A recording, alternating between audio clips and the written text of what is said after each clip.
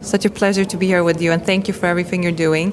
My question is your take on the 15-minute cities and what the real aim of the green agenda is really about. Okay, so first of all, I call it 15-minute ghettos because that's what they are. As I had just said, it's really not about making our lives easier. It has nothing to do with any of that. It's about getting you under control. It's about possibly locking you up. In Great Britain, they already introduced legislation in a province. They are speaking of climate lockdowns. And the people are being told, we are doing this to make your lives easier, and we have to save the planet. Obviously, we have to save the planet, right? It has nothing to do with that. It is pretty much, taking individual mobility away from people, get them on, bikes or whatever. So, and that is actually what they saw during this COVID madness when they were having these lockdowns. Well, they couldn't really lock people down, right? Yeah. Because they would have had to ensure that people could go grocery shopping. And you don't have grocery stores, within a 15-minute radius kind of thing. So, yeah, they realized that. That's what this whole thing with this 15-minute ghettos is all about. They need to first you need to make sure that you might have everything you could possibly need, and then there is nothing to stop them from locking you down. What are people going to say? We're going to starve to death? I mean, once again, look to China. This is going to be our future.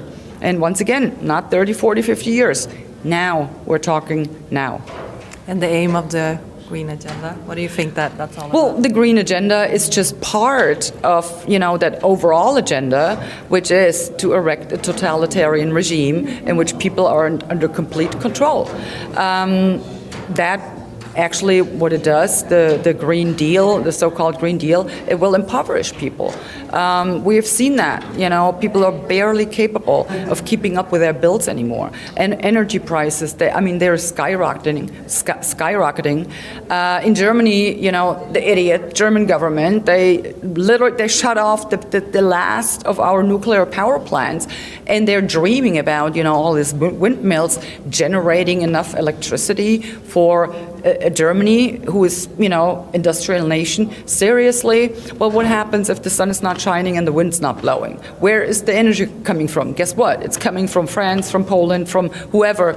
Well, nuclear power plants, which, by the way, are not operating to the highest standard of safety. That was actually the case in Germany, but we shut them down because on the other end of the planet, years ago, there was, a natural catastrophe happening, which could never happen in Germany. But this natural catastrophe at the other end of the world destroyed only one nuclear power plant there in Japan, but it destroyed all nuclear power plants in Germany. And it's just idiotic.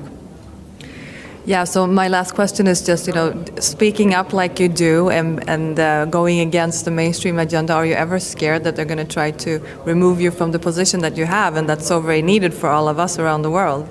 Well, once you start being afraid, or once you start showing that you are in fear, you have lost.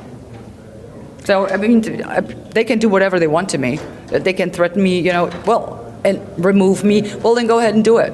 But I will not back down, and I will not give in into that fear that you're trying to instill in me, because it's not going to work.